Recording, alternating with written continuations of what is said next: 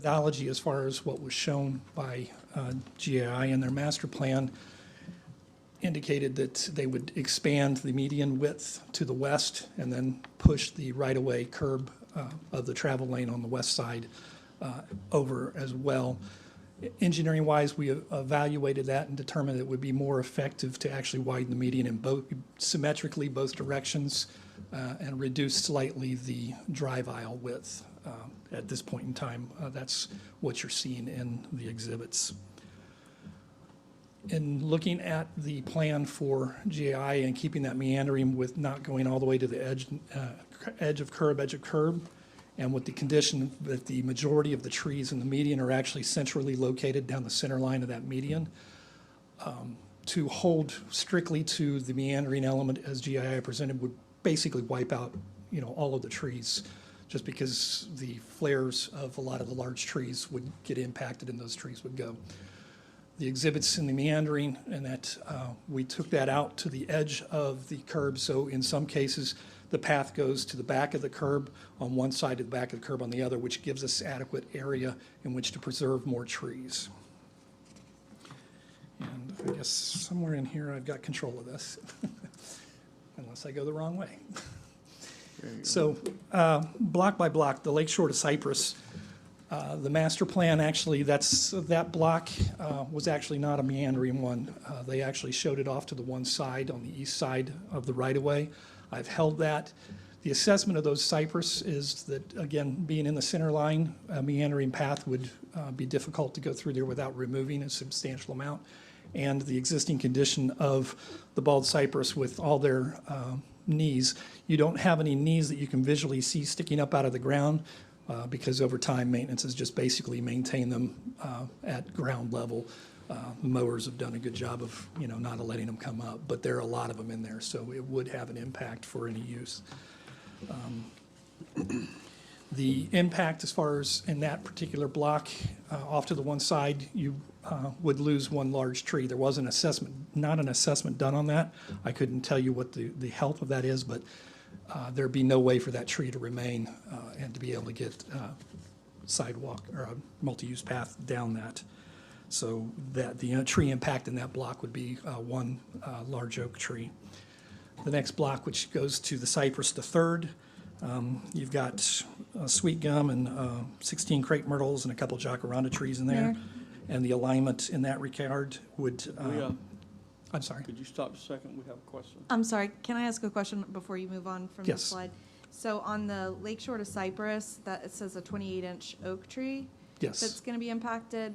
So is there a way to skinny up the trail through there? Because I know that's allowable through, we've got a 10-foot trail. Could we go down to a 5-foot trail to save the tree? Is there anything we could do, or put it on the other side? Or What is shown on the exhibit is the fact that it's a 8-foot wide path currently shown, and it's right up to the edge of the tree. And given the flare on a 28-inch oak tree, and if I remember correctly, in that one that has a little bit of a raised element to it, it's unlikely to be able to get around it, either one side or the other.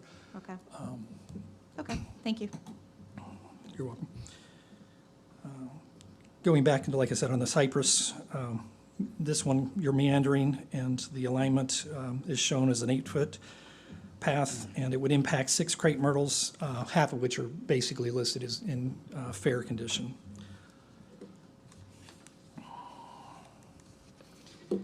The 3rd to 4th Street, you've got 26 trees, 7 of which are noted good, 16 are recommended for removal by the arborist. And the path alignment there would impact 3 trees, a crepe myrtle and 2 non-native trees that are noted in fair condition. On item 2 there, the 3rd to 4th Street, that's also part of that, so I'm sorry, that's already been covered. So we would go down to the next figure, figure 3M there, which is 4th to 5th Street. On that, you've got 40 trees in that median, 23 which are noted good, 14 are recommended for removal by the arborist. The meandering path in this case would impact 9 of the trees, 2 of them which are noted in fair condition, and the others are noted in good condition, but they're crepe myrtles, orchid trees, and tabebuias.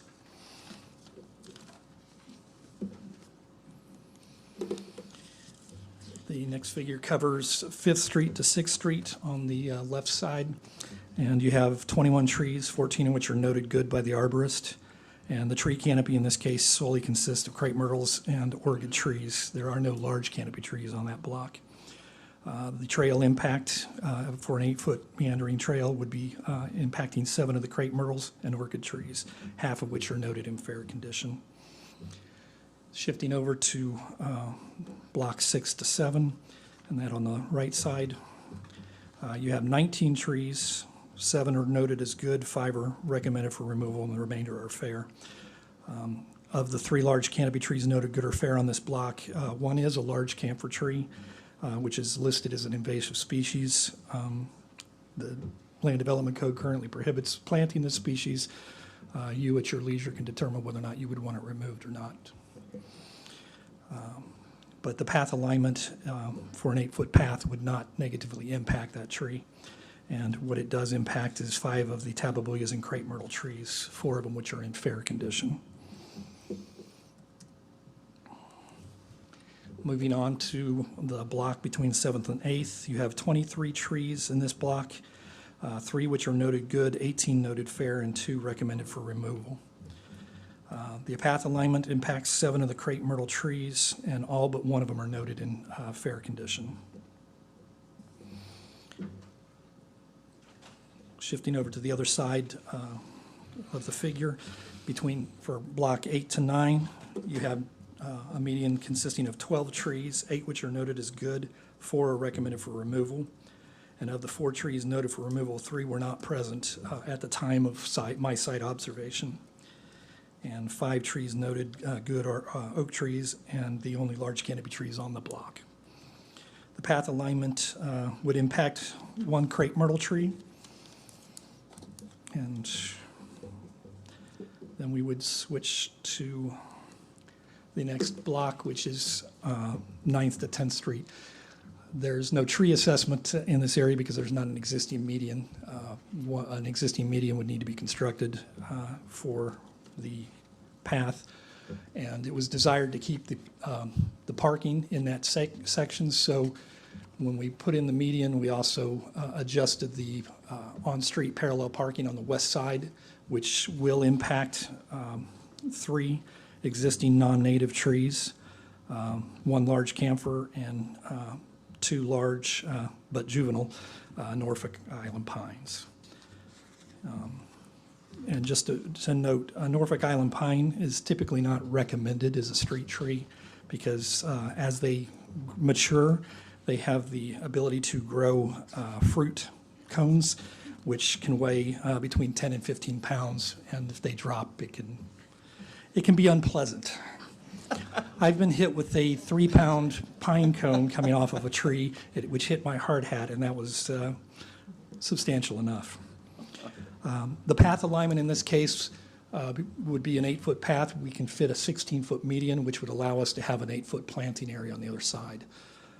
And it recommended on the west side just because you wouldn't have a backing condition from the angle parking that's on the east impacting any pedestrian traffic on that.